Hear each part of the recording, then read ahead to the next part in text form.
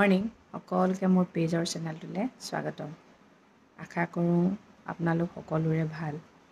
আজিকালি আৰিয়া টোপনিটো খুব কম, ৰাতিপুৱা সোনকালে উঠে। অকণমান শুওঁ বুলি ক'লেও ইমানেই মোৰ কঁকাল বিষ হৈছে নহয়, তললৈ মুখ কৰিও শুব পৰা নাই, পিঠি দিও শুব পৰা নাই। ৰাতিটো কেনেকুৱা বিষ, মানে নতুনকৈ আকৌ বেমাৰ লাগিছে কঁকাল বিষ। এয়া জলপান বনাই আনিলোঁ, এইফালে ষ্টাৰ্ট। দিনটোলৈ যে কি কি কৰিব লাগে তাইৰ লগত নহয়, ভাগৰ লাগি যায়। দেউতাকক উঠাইছে এতিয়া। এইটো হৈছে মাল্টিভিটামিন 2.5 ml খুৱাব দিছে। এক খুৱাবলৈ এতিয়া লোৱা মা, লোৱা মোৰ দেহা। হে কি হ'ল? এইটো খোৱা মা, খোৱা। তুমি ধৰিব পৰা হোৱা নাই ন মা। কি এই কোচত উঠি থকা পিটকিলিজনী এতিয়া তোলকে দৌৰি ফুৰিব পৰা হ'ল। এই কোচত উঠি থাকোঁতেই ভাল আছিলে, এতিয়া কণ্ট্ৰল কৰিবলৈ ইমানেই মুস্কিল নহয়। য'তেই কাম কৰা দেখে তোলৈকে যায়। হা বিলাহী খাবলৈহে থয়, হাতত লৈ থাকে নি? তুমি তাৰপিছত পিটিকি দিয়া, গোটেইবোৰ লেতেৰা হৈ যায় আকৌ। ফাৰ্ষ্টটো কৰি আহিলোঁ, লাগি যাওঁ কামত। কেতিয়াবা ভাবোঁ নকৰোঁ নেকি, কিন্তু মনটোৱে নোৱাৰে যে। কিছুমান মানুহ যে তেনেকেই থাকে, শুই উঠি বিছনাখন গেলাই পেলাই থৈ দিয়ে যে, কেনেকৈ পাৰে বাৰু? মই যে নোৱাৰোঁ দেই, মোৰ একদম চকুকেইটা কুটকুটাই যায়, মই নোৱাৰিম মানে। যিমানেই বেমাৰ হওক ভাই, কামকেইটা কৰিলেহে লাগিলে পৰিম আৰু। ইমান ভগৱানে অশান্তি জীৱ এটা দিলে, কাম কৰিহে মৰিম লাগিলে। ৰুমটো ঠিক কৰি ল'লোঁ। আজি ব্লেংকেটখন ড্ৰাই ক্লিন কৰিব দিম, নহ'লে যিমানে যি নহওক কিবা এটা স্মেল আহে চাবচোন লৈ থাকিলে। কথা এটা মনলৈ আহিছে, এজনী ছোৱালী বিয়া হোৱাৰ পিছত নহয়, নিজলৈ ভাবিবলৈ বুলিবলৈ একোৱেই নাথাকে। চব ভবা শক্তিবোৰ অকল নিজৰ ল'ৰা ছোৱালী, নিজৰ ঘৰখন, নিজৰ মানুহজন। আমি কওঁতে বহুত কওঁ, নিজৰ কথা ভাবিব লাগে, নিজৰ কথা ভাবোঁ, কিন্তু খুব কম টাইম ভাবোঁ জানেনে। এতিয়া ধৰক মোৰ গাটো বেয়া হৈ আছে, আৰিয়া উৎপাত কৰিছে, তাইকোতো চাবই লাগে। নিজৰ গাটো বাদ দি তাইক বেছি ইম্পৰ্টেণ্ট দিব লাগে। মানুহজনে কিবা এটা ক'লে নিজৰ গাটো বাদ দি মানুহজনৰ কামটো ইম্পৰ্টেণ্ট দিব লাগে। কিয় হয় বাৰু এনেকুৱা? বহুত মাইকী মানুহটো নিজক পাহৰিয়ে গৈছে।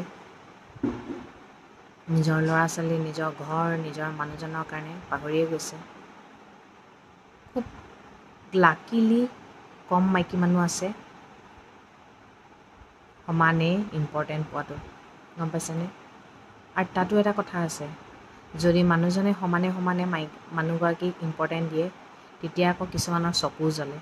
কিয় ইমান ইম্পৰ্টেণ্ট দিব লাগে? কিয় ইমান ভালকৈ ৰাখিব লাগে? কিয় ইমান মৰমত ৰাখিব লাগে? সকলোৱে নিজৰ নিজৰ এখন সংসাৰ আছে, নিজৰ নিজৰ সংসাৰত মাথা নামাৰি লোকৰ সংসাৰত কিয় মাথা মাৰে? সেইকাৰণে মই কওঁ, আজিকালি ছোৱালীবোৰে শুনি কিবা এটা কৰিবই লাগে, চাকৰি এটা ল'বই লাগে। চাকৰি এটা থাকিলে নহয় আপোনাৰ সন্মান থাকিব জানেনে। নহ'লে আপোনাৰ ঘৰত যে কাম কৰিব লাগিব সেইটো কথা নহয়, চাকৰি কৰিলেও কাম কৰিব লাগিব, চাকৰি নকৰিলেও কাম কৰিব লাগিব। নিজৰ ঘৰৰ কামকেইটাতো কৰিবই লাগিব। তথাপিও চাকৰি কৰা মানুহগৰাকীয়ে যিটো সন্মান পায়, চাকৰি নকৰা মানুহগৰাকীয়ে সিমান এটা নাপায়। মানুহে কয় জন্ম মৃত্যু বিবাহ, সেইকাৰণে চাকৰিটোক ইম্পৰ্টেণ্ট দিব। যদি আপোনাৰ বিবাহ হ'বলৈ যোগ আছে তেনেহ'লে বিবাহ হ'বই, বিবাহত মাথা নামাৰিব।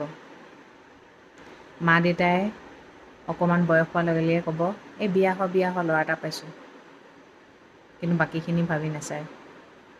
আৰু এটা কথা শিকায় মা দেউতাই, সেইখনেই তোৰ ঘৰ আৰু, লাগিলেও ভাগিলেও তাতে থাকিবি, ঘৰলৈ ঘূৰি নাহিবি, সহি থাকিবি।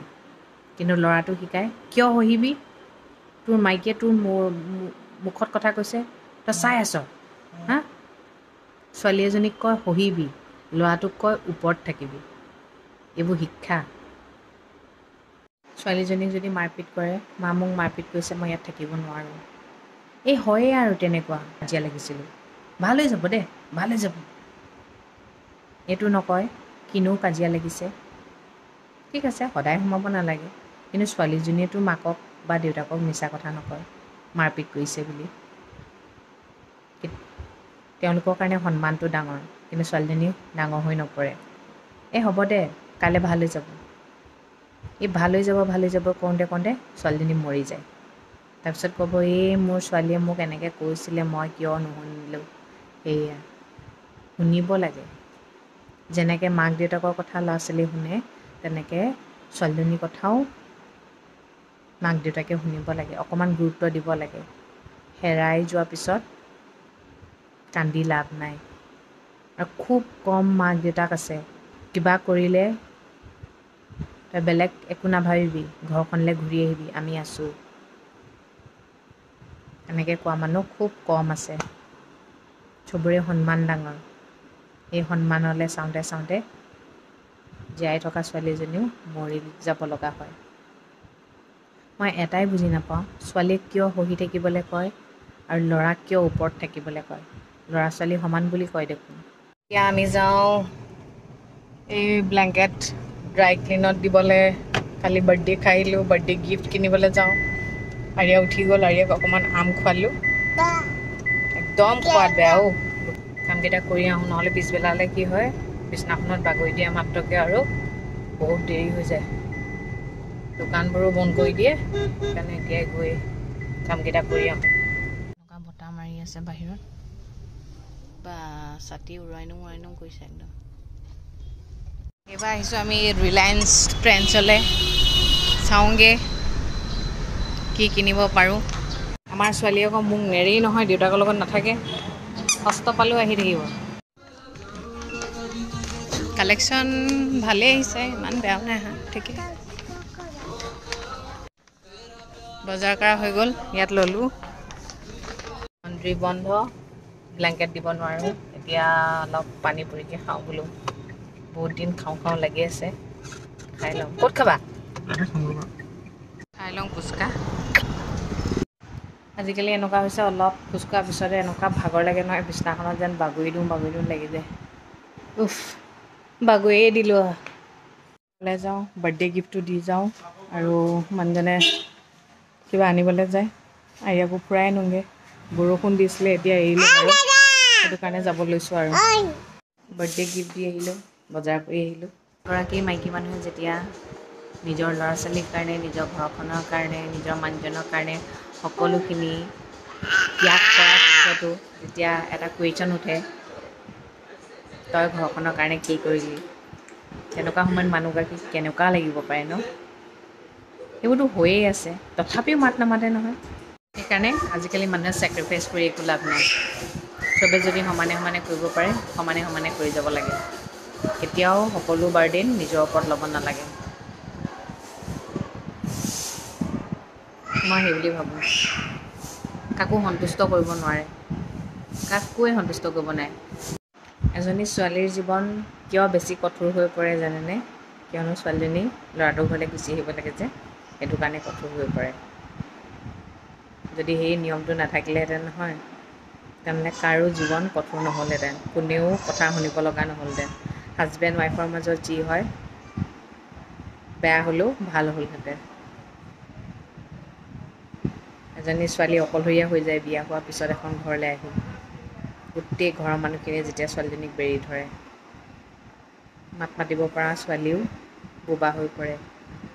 অকল ঘৰখন, ল'ৰা ছোৱালী, মানুহজনৰ কাৰণে ত্যাগ দিওঁতেই যায়, আৰু ত্যাগ দিও ত্যাগ নিদিয়াৰ দৰে হয়গৈ, কথা শুনিব লগা হয়। সেইটোৱে, মই ভাবি সেইটোৱে পাইছোঁগৈ আৰু।